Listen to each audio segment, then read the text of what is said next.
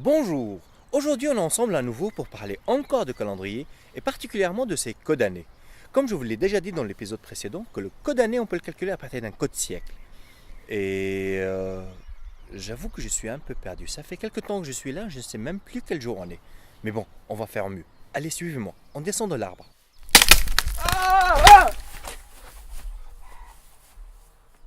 Ça commence mal. Mais bon.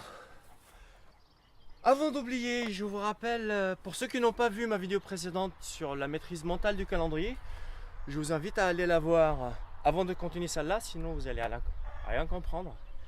Et pour ceux qui l'ont déjà vu, vous pouvez me suivre par là.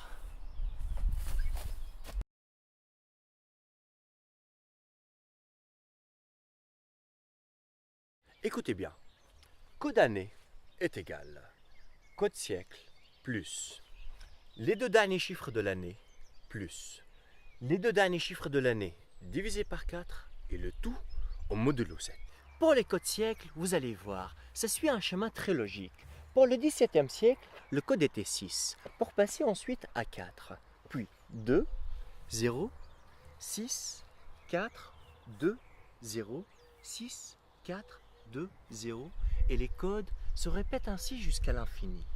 Par exemple, ici je vais calculer le code de l'année 2016, et regardez bien, code année est égal code siècle 6 plus les deux derniers chiffres de l'année 16 plus les deux derniers chiffres de l'année divisé par 4, 4, le tout au modulo 7, ce qui me donne 26 modulo 7 est égal à 5, c'est-à-dire que le code de l'année 2016 est 5.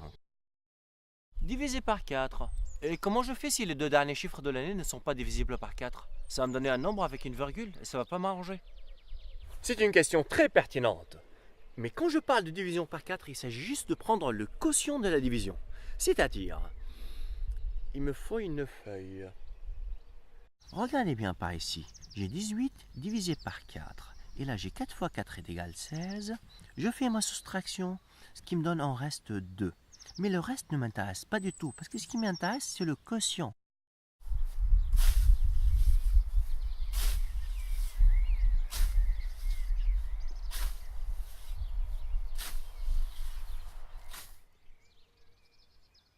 En regardant ça de plus près, on peut remarquer que le calendrier de chaque siècle se répète une fois tous les 400 ans. C'est-à-dire que notre année 2017 coïncide parfaitement avec celle de 1617, ou bien 2417, ou bien 2817, ou bien 3217, 3617, qui dit plus 4017, 4417. Hey oh, c'est pas l'enchère là, on arrête. Il faut faire attention. Si vous voulez calculer des dates lointaines dans l'histoire, souvenez-vous que notre calendrier grégorien commence le 15 octobre 1582. C'est-à-dire que vous ne pouvez pas calculer des dates en deçà, parce que vous tomberez dans le calendrier julien.